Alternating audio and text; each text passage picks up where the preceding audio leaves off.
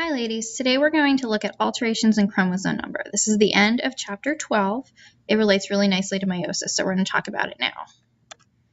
So when there's problems with meiosis, sometimes you can have abnormal chromosome numbers. So remember when we talked about meiosis, during meiosis 1, the purpose is to separate homologous chromosomes. During meiosis 2, the purpose is to separate sister chromatids.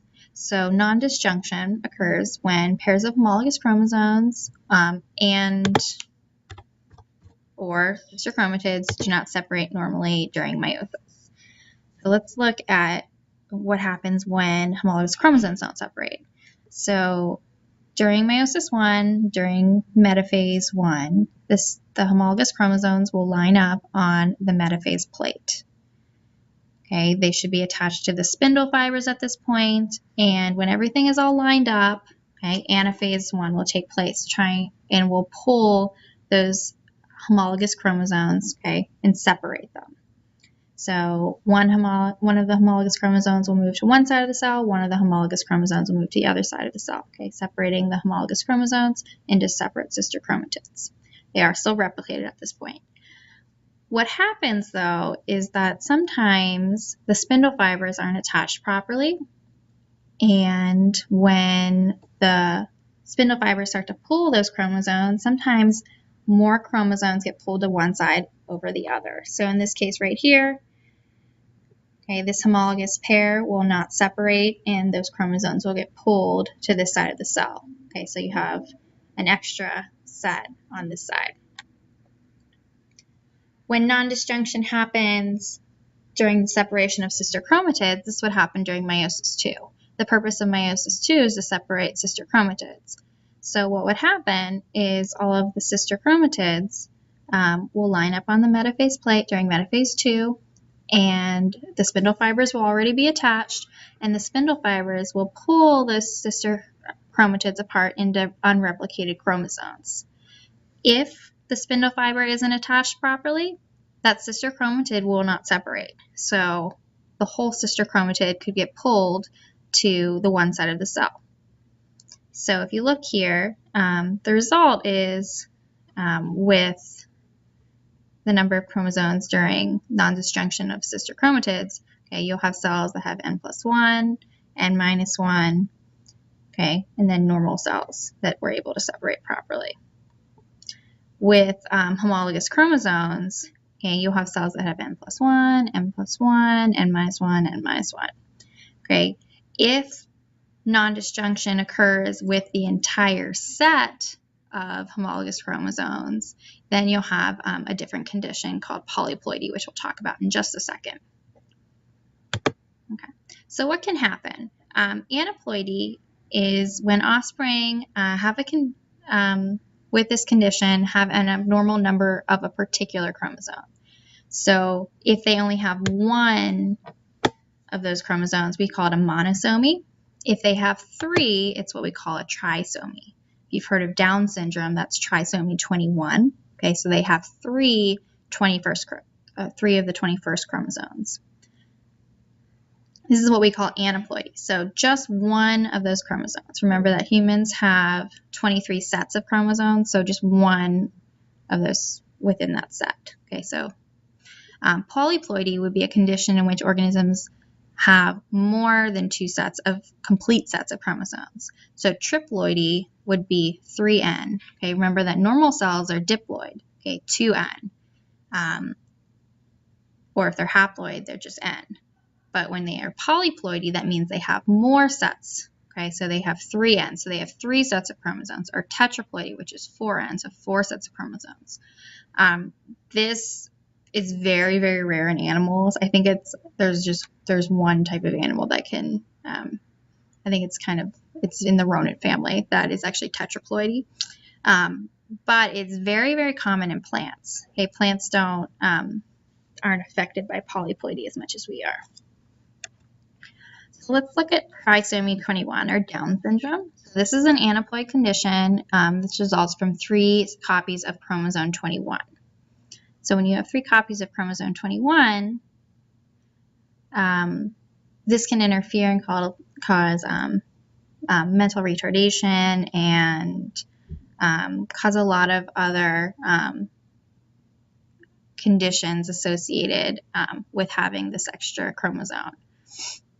So what's really interesting about Down syndrome is that the incidence of Down syndrome actually will increase based on the woman's age. So when women reproduce in their early 20s, mid-20s, even into 30, it's very, very rare to have a child that has Down syndrome. But as you get older, your eggs are getting a lot older as well. Remember that all of the eggs that are in a female are basically created when she's a fetus in her mother's womb. So at this point, all of the eggs in your body would be 37, or all the eggs in your body that are developing would be 42 years old or 47 years old. So they're very old, and at that point, non-disjunction happens a lot more commonly. So that's one thing to keep in mind for when you guys get a little older. Another thing that can happen is an alteration in the chromosome structure. So this can happen through deletion, duplication, inversion, or translocation. Deletion happens when a chromosomal segment has been removed. So you can see here, A is a deletion, okay? So in the initial chromosome, you have A, B, C, D, E, F, G, H. So those could be the loci of a specific gene, so the location of a specific gene. And in a deleted chromosome, note that D is now missing, so a certain section gets removed. With a duplication, a certain segment or certain genes are actually duplicated. Okay, so now I have extra copies of BC here, so they're duplicated. An inversion reverses the orientation of segments within a chromosome, which can interfere with certain genes. Okay, so if a gene happens to be located between A and B or D and E, okay, that whole gene could get messed up by this little flip-flop. So here we see that it now goes A, D, C, B. Okay, so it's an inversion, a flip of those segments of the chromosome. With a translocation, this is a movement of a segment from one chromosome to another. So looking here, you can see you have, I have two chromosomes set up here, okay, different genes on them. Okay, so this one contains A, B, C, D, E, F, G, H, and this one contains M, N, O, P, Q, and R. So if by chance these two got too close together and started crossing over during prophase 1 of meiosis 1, what could happen is that they would swap DNA, okay, and not in a good way. So they would actually swap DNA with genes that are not homologous. So now you have MNO on a different chromosome entirely and AB on another chromosome. Okay, so this can really mess with how the organism is able to function. Usually, a lot of these problems will usually cause either a miscarriage or to have a lot of problems in the child, but certain ones can actually are fine and will allow the individual to grow up. This one right here, this disorder is caused by translocation, which results in a cancer. So this individual there wasn't a miscarriage, but the quality of life can definitely be reduced. So this is a translocation between chromosome 9 and chromosome 22, okay, in CML. You can see here that a certain portion of chromosome 22 is now on chromosome 9, and a certain portion of 9 is now on 22. Okay, this is actually, sometimes we refer to this as a Philadelphia chromosome. So this is the alteration of structure and number of chromosomes in individuals and can cause a lot of different serious conditions. We are going to be doing karyotypes when I see you next, so please bring any questions you have with you. Have a nice day, girls.